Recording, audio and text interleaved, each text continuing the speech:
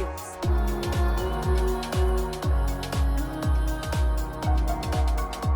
Wicked witches.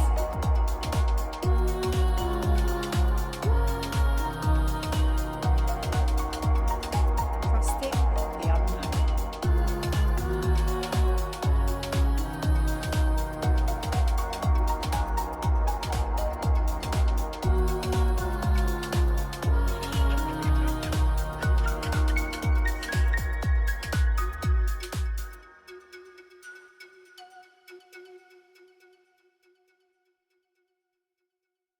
Welcome to the Nonsense in the Chaos. I'm your host, Jolie Rose. I am, you might be able to tell from my voice, a little bit ill, and the podcast is late. I am ever so sorry. I've actually had a complete, not meltdown, that's the wrong word. The train came off the wheels this week I ran out of HRT and my thyroid medication and needed a repeat prescription before last weekend and didn't get it in time, and so didn't take it over the weekend. And then on Monday, just everything went completely crazy. I double booked myself with a tourism summit, which was really important, and it was with the government going over to Guernsey to talk to service providers and build products and relationships. And for me, it was to plan the festivals that I may or may not be doing. I'll tell you more about that in a sec. And I went and double booked myself with my two best mates who just got married, and they were over for their honeymoon. So it was like quite big things to double book. Really difficult. So it wasn't as if I could easily decide what to do. I ended up splitting the difference because my friends were over for the same amount of time that the summit was going on for. So I just did a day and a half of the summit and a day and a half with my friends. And it was exhausting. I was trying to catch up because I managed to get the medication on Monday, and I was playing catch up with my meds and they were getting me back into being okay again and feeling okay again. But I then came down with a cold, and so I was also fighting a cold at the same time. And I didn't even think about the podcast until today. I've got work tonight at the Mermaid and then work all day on Sunday. And then I'm also taking people out kayaking tomorrow because the season's begun. So I'll be working for Adventure Sark, taking people out regularly, which I didn't think I could do. But I took my friends out yesterday who were here for their honeymoon, and we went kayaking. And actually I was a bit fitter than I thought I was, and was actually okay doing it. But I really don't feel ready for this weekend physically. I don't feel like I'm going to be able to do it. I just feel like this cold's going to get me. But I also wasn't able to cover my colleague because my colleague got ill. There's something going around. And because my friends were over for the honeymoon, I just said, I really can't cover you. So then I'm going to feel really bad if I now have to be covered. So I'm going to try not to be. It's only this weekend, but I'll probably be ill next week. But that's next week's problem. Yeah, it just feels like this has been a bit insane. So it was funny, I spoke to my friend Saffron and said that all of the WhatsApp messages I sent her, Saffron, who I interviewed on the podcast a couple of weeks ago, I was like, all of the WhatsApp messages I send you today are going to end up being just what the podcast is about. So apologies, Saffron, that the podcast is a repeat of our messages. But yeah, last week I had the Guernsey tourism people come over to Sark, and we showed them around. And the astrology of last week was saying that Monday, Tuesday, Wednesday, you're going to be asking questions. And it's really good to get clear what those questions are, like to notice what's coming up, what you're thinking about, what you're mulling over. And then Thursday with the day when answers come through. So keep an eye out for what's coming through on Thursday. My question was, am I actually physically able to put on another festival a month after Beltane?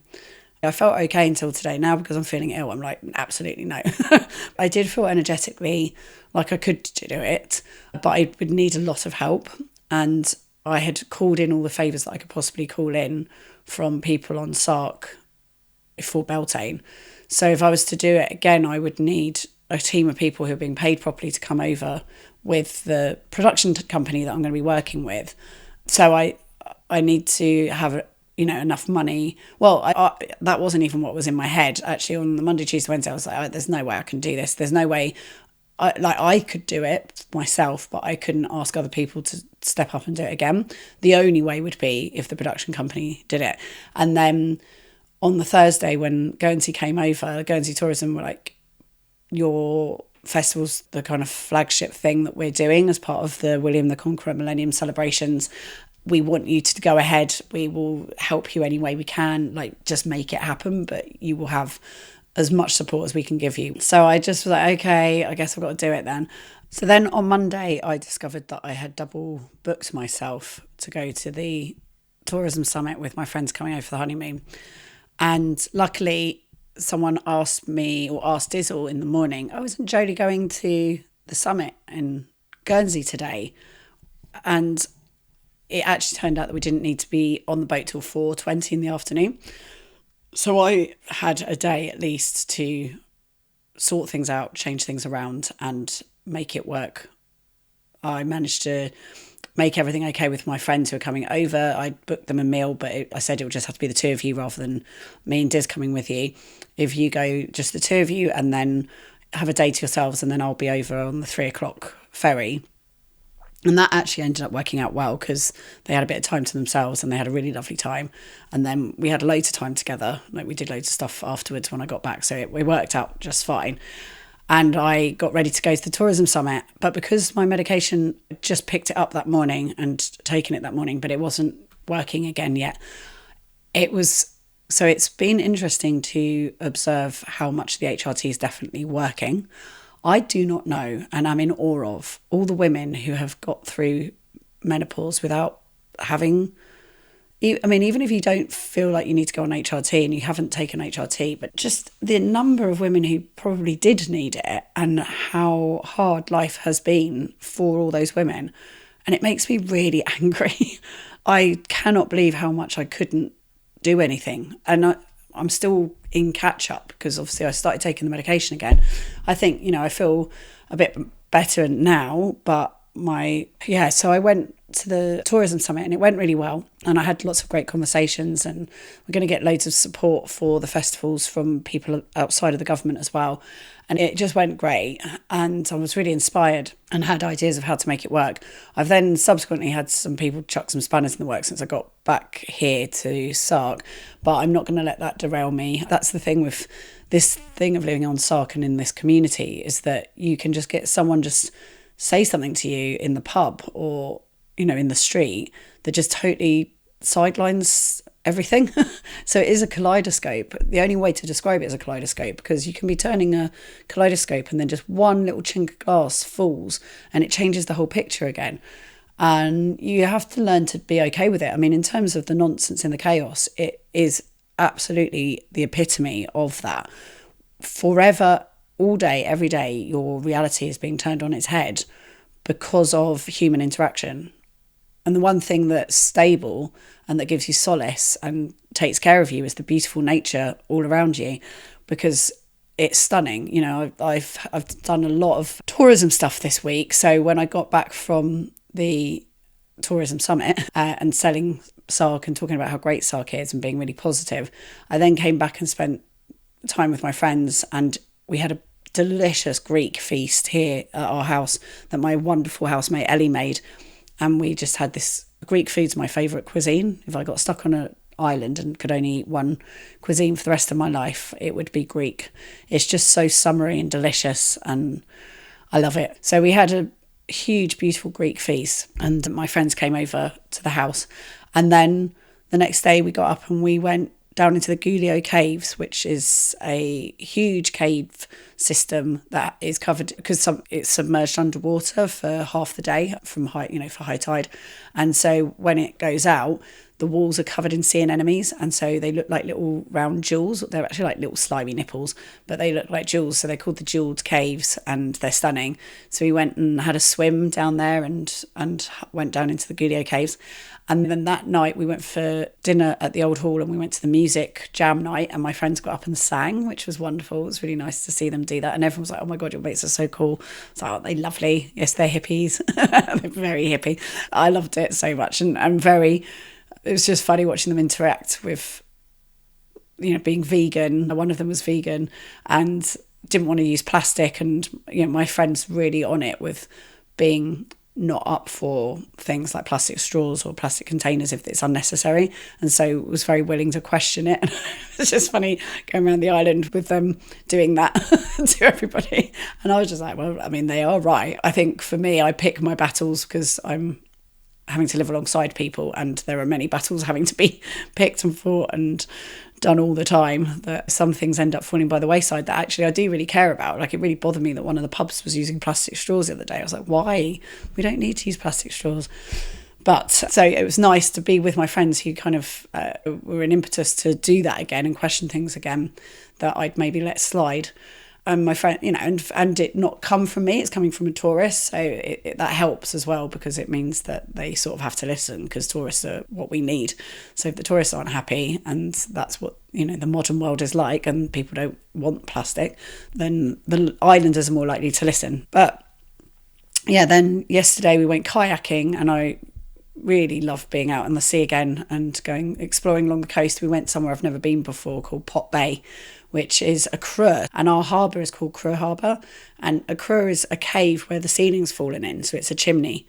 And Creux Harbour used to be a creux, now it's just like a basin, a bay, so it's a natural harbour. There was a creux in Little Sark called Pot Bay.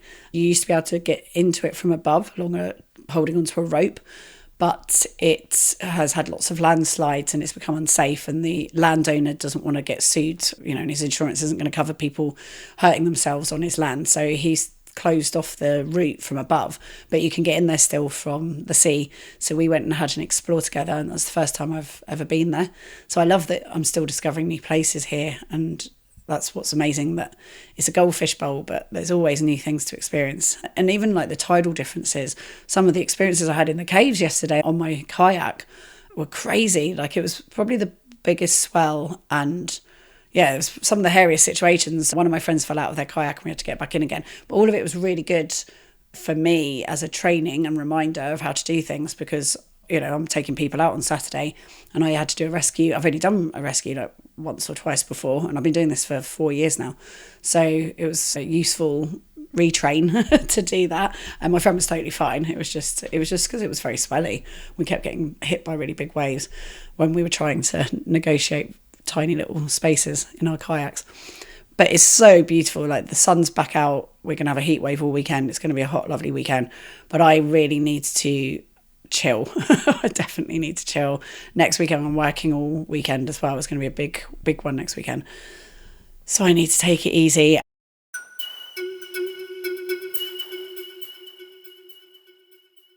And yeah, so as you can hear, my voice is not great.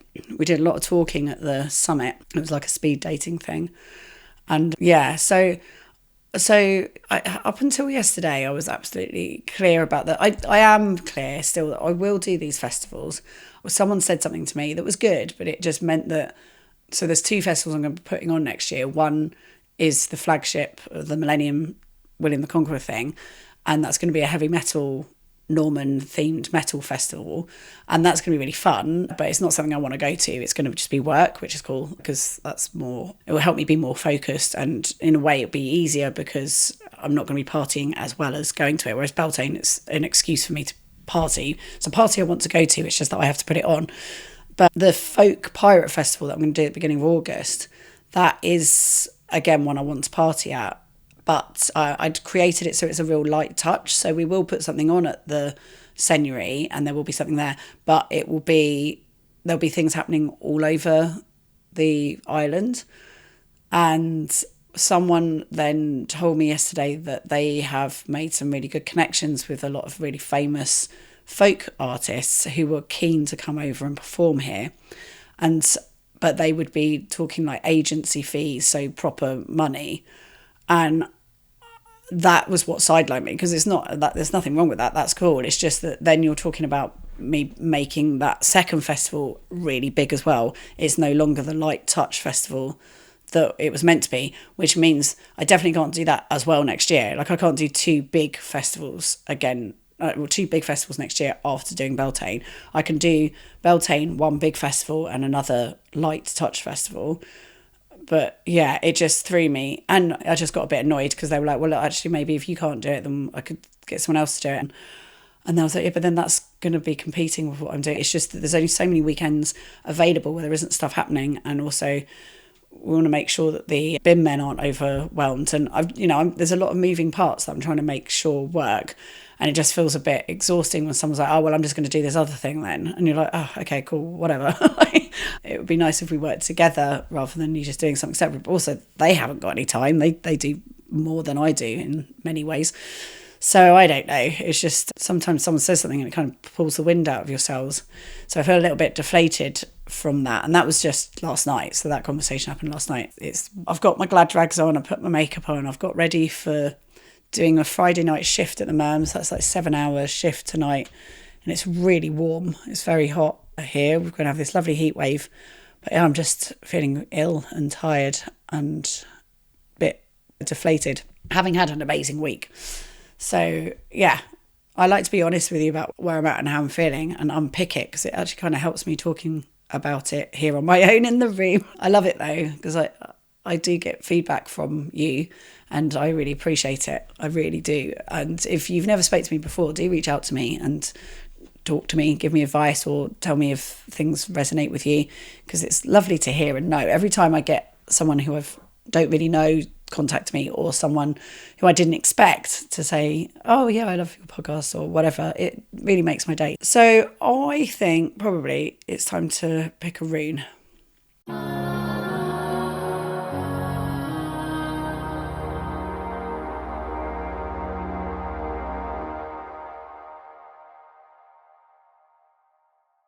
If you enjoy this podcast, then please consider supporting me on Patreon, which is patreon.com/Jolie Rose. It is a dream to be able to just do this full time, and it feels like it's achievable. There are increasing numbers of people starting to follow me and be interested in what I'm doing, and I really appreciate it. So thank you. If you're new here, welcome, and it's lovely to have you. And if you're someone who's followed me the whole way, who's a friend of mine, thank you so much for your support. I really appreciate it. It's been an amazing journey getting to learn how to use the equipment and make the podcast, and I keep wanting to try and make it better and slicker, which today is a bit of a joke with me waking up and realising I hadn't even done one. I will bring one out each week, even if I'm ill and even if I have lost my marbles through menopause. I will still push on through and make a podcast for you, unless it's the creation hibernation time when I will take time out to write. I've been working on my book some more, so that should be ready to go out soon. There's a little bit to do left, but I'm very happy with where it's at and can't wait to share it with the world. So I'm going to hopefully get a publisher. If you know anyone who's a book publisher who might be interested in the kind of books that you think I might write, or if you've read my previous work, this is much more accessible than my previous books. This one's about my pilgrimage across the UK, the first one that I walked where my husband split up with me, and it's what led to me moving here to Sark. And it was an incredible journey where I met lots of wonderful people. If you were in that pilgrimage at any point, if you met me and walked with me or had anything to do with me, then you're in my book. And I can't wait for you to read it and to hear me talk about you, because it will all be with love, I promise. It's taken a long time for this book to get ready, but I feel like it's there, and I've improved as a writer so much from the process of doing it. And I feel like it's one that could be more mainstream and could reach bigger audiences than I have previously. So I look forward to getting that out there. It's called Walking with Autumn. And then also the Which Fool Are You course will be starting next month with the Gemini Dark Moon, which I think is the 14th of June.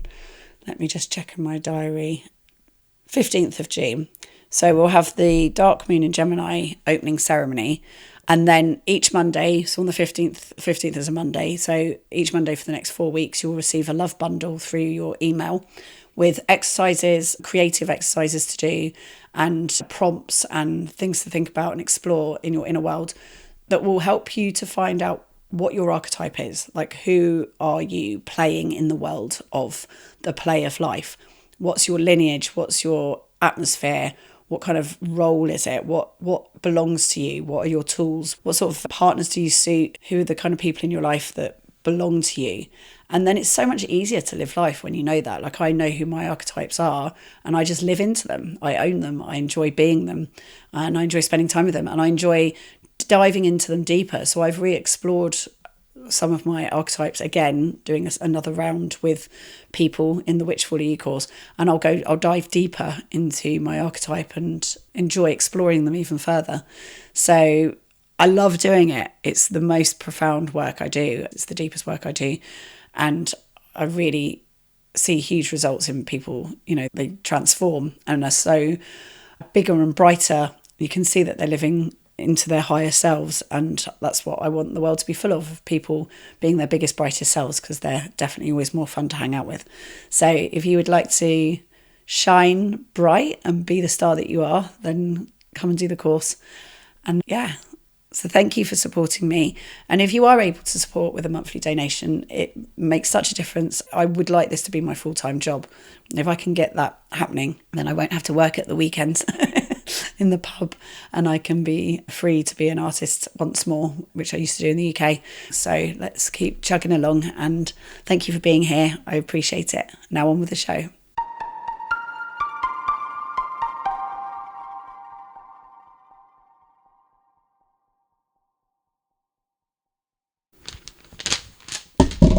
So the rune that I've pulled is the Silver Birch, New Beginnings. And that came out in the reading that I did for this lunar cycle from the moon that we just had, which was the Taurus dark moon. And the Taurus dark moon is very Aphrodite. So Aphrodite is my main archetype. And it just has shown up in everything that I've ever done. But also, once you know that, in a way, it's fun to play with pushing against it and being something else. So like, I don't wear makeup most of the time, and I'm quite blokey, and I'm quite happy to be blokey and just be comfortable. I wear really bright, fabulous clothes, but they're normally comfortable. I won't squeeze myself into things that are not comfortable to be in. I don't live somewhere where you could wear high heels. We don't have roads, we just have dirt tracks. But even in the UK, I did actually go through a phase in my 20s of wearing stilettos, but that's because I was sort of going through quite an S&M kinky stage and wore a lot of high heels at that point. I used to go everywhere on my bike in high heels. I loved it. But that was a phase, and most of my life I've been wearing comfortable shoes. I just really think it's important to embrace and enjoy who you are. And the Taurus dark moon for me was a reset to remember and to tune in and to begin again. And it felt like the end of the pilgrimage that I went through, because it felt more like something I went through rather than went on, the last pilgrimage. The group of people that we had diminished significantly just before we set off. So there was meant to be 7 of us walking, and it ended up being 4 of us. And the dynamic was really tough. There was some very tricky, energetic things going on that made it particularly difficult. And I struggled and I was having a hard time. I didn't realise that I was going through the menopause, and that the menopause was affecting how I was feeling and being and what was happening. It was making it even harder. And it started to show up in having medical issues. I had a bad problem with my back, and I had a problem with my ankles, and I've never had any of that before. Normally when I walk the pilgrimages, I come away from them feeling so strong and fit, and I came away from this one feeling fat. My ankles were screwed, and although my back, I managed to fix it on the pilgrimage, which was amazing. Someone gave me some extremely strong anti-inflammatories, and it seemed to make, and it's been fine ever since. My back's totally fine, so thank goodness, because that was acute pain. I thought I was going to have to stop, and I thought I might have damaged myself for life, but it seems to have actually remedied something that was kind of there a bit before. So there was a pain in that spot already, and I kind of think it was already starting to hernia a little bit. It'd been maybe even over a year of being like that, and then the pilgrimage had made it, exasperated it, but then this medication seemed to suck it in, and it's fine now. I haven't got a pain in that area of my back at all.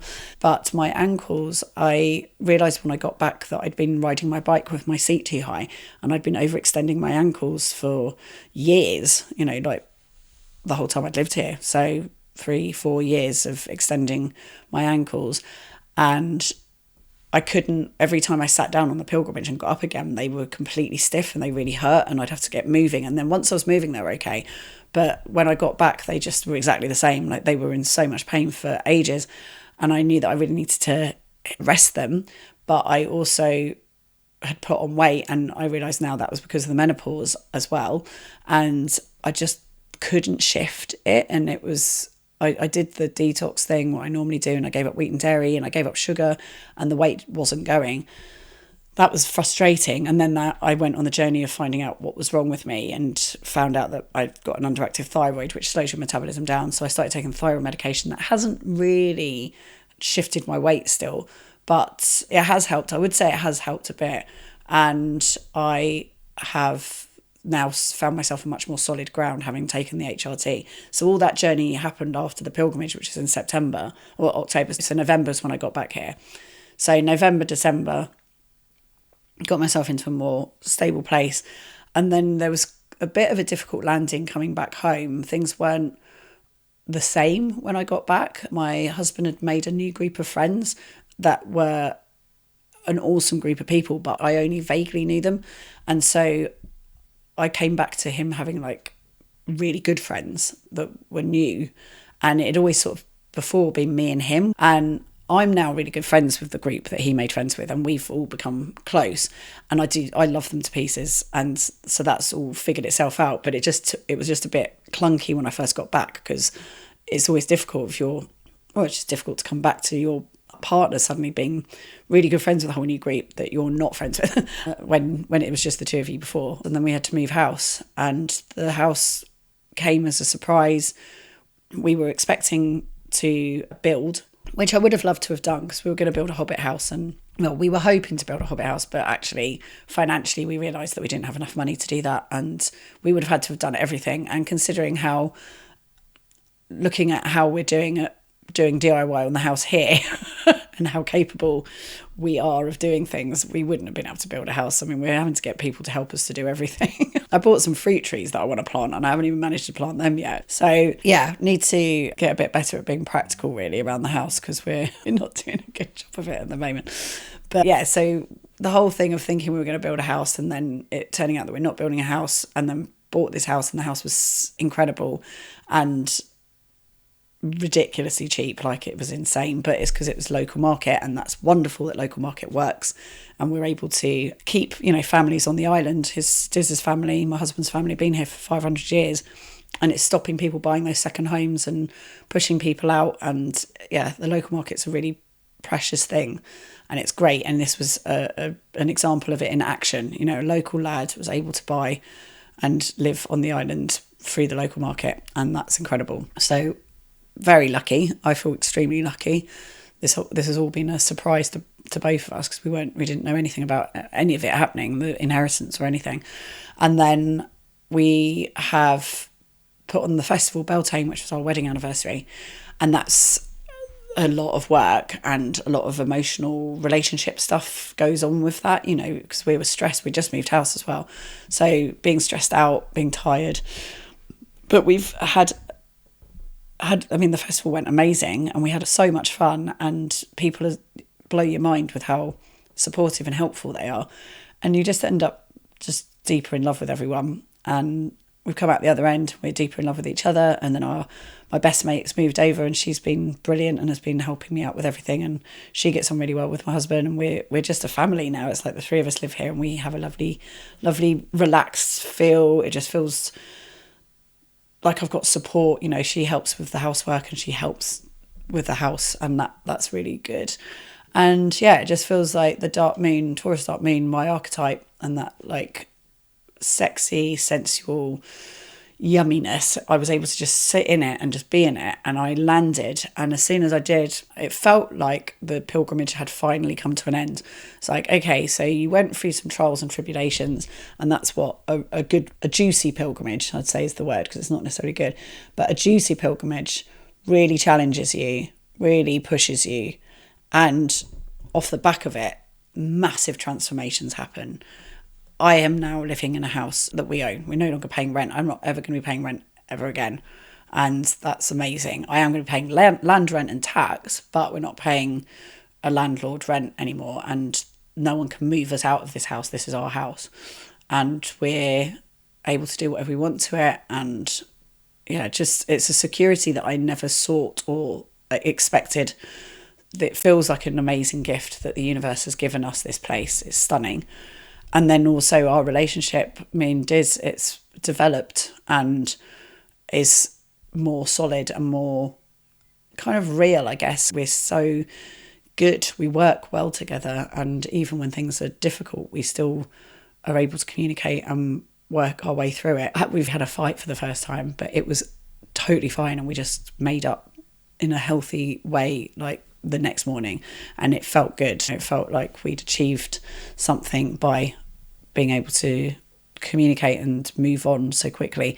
With my last marriage, things would hang on for ages and be pulled up again in the future. And it just felt like everything was always a catastrophe.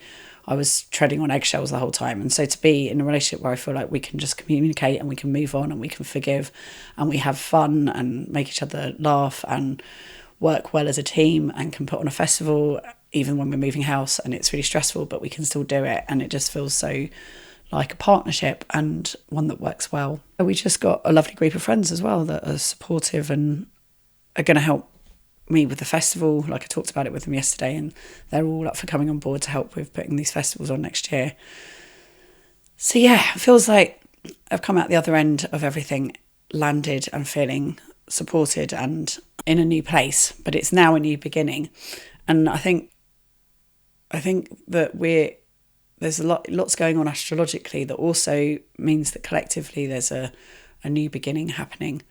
With Uranus was already in Gemini, and as we got here into Gemini, it's Gemini season now.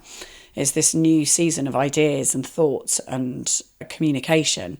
And then Uranus is the planet of like sudden change and like surprise change.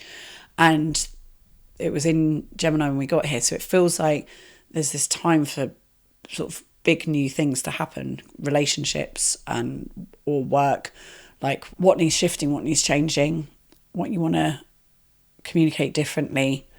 And I feel like for me to get help with the things that are coming up I need to talk to this person again who took the wind out of myself, because they didn't do anything wrong. They just were talking. They were excited about the fact they'd made these connections. But it's just about being in communication about what we're doing and how we're doing it and asking for help. Asking for help. Lots of things, really. It feels like a new bunch of work is starting to unfold. And I need to start it now. And I need to think about how to do these things now. But also to look after myself and give myself some time out. I think where I'm at right this second is I've got a bunch of things that I need to follow up and do. I went to those meetings, need to follow up and email those people and just make sure that I kind of lock that all in.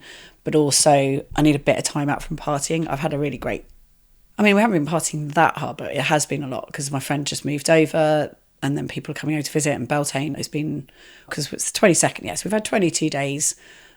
That much of that was Beltane fun, and then things happening between now and then, people visiting and stuff. And I just feel like I need a little bit of time out to just get on with the work and make sure that I'm kind of on more stable ground in terms of that. And then I can party again a bit more in the summer when it like gets to big summer solstice on the 21st of June. So I think between now and then, give myself a little bit of space to have some downtime and relax. So that brings me on to the Chaos Crusade.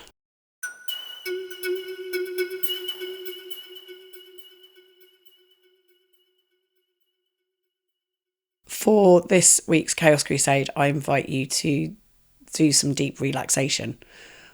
If you are someone who meditates, I would invite you to do a longer meditation than you normally do. I normally do 10-15 minute meditations almost every day, but it's really important in Gemini season that you do meditation every day, that you get your practice up again, because it's a heady time of year. So do your practice. If you don't do a practice, maybe start implementing a practice. There's Insight, there's an app called Insight, that you can use that does 10-minute meditations, or you can just put 10-minute meditations into YouTube. There are lots of ways that you can get them for free. And I just do a 10-minute every day. And then I also do a 20-minute yoga session with Adrienne, who's a YouTube yoga instructor, and she has lots of like between 15 and 30-minute sessions that she has. So I normally will sit down, light a candle, light a joss stick, pull a card, and that card's like an inspiration for the day, and then I'll do a yoga session, and then I'll do a meditation, and that all takes about an hour. It's sort of probably more about like 45 minutes, but it could be up to an hour. But it just gives me that time to just wake up and chill and be alive and enjoy my day and feel like I've nourished myself. It's like I've taken myself to the spa before I start the day, and then it takes me an hour to get ready. So I give myself 2 hours in the morning to get up and get ready, and it just means that I start the day feeling well and refreshed and grounded. So my invitation is this week to push yourself to do a longer one. So sit for an hour and just do a longer meditation. It can be a guided one, or it can be one that you just sit and do on your own, but just to give yourself that space to do something a bit longer than you normally do. But also, the other thing I would say to do at the moment is morning pages. So with the Gemini season, it's really good to get up and empty your head and to sit and just write. So you write 3 pages. It doesn't matter how big your notebook is. Just sit and write 3 pages that you're never going to read again. Gemini is so heady. So just clear your head out and get that sort of slate clean first thing in the morning. So you're not worrying about things and moaning about things and all that. It's all going to be negative, but you're not meant to read it again, and just clear your head out. So it could be that you do that, but whatever it is, do something to help calm your nervous system and silence the noise in your head. So I hope that's useful. Thank you again for being here and for being understanding. But I'll be back on track again next week with a guest. So thank you so much for being here. I love you all very much, and thanks for your support. I really appreciate it. I'll see you then on.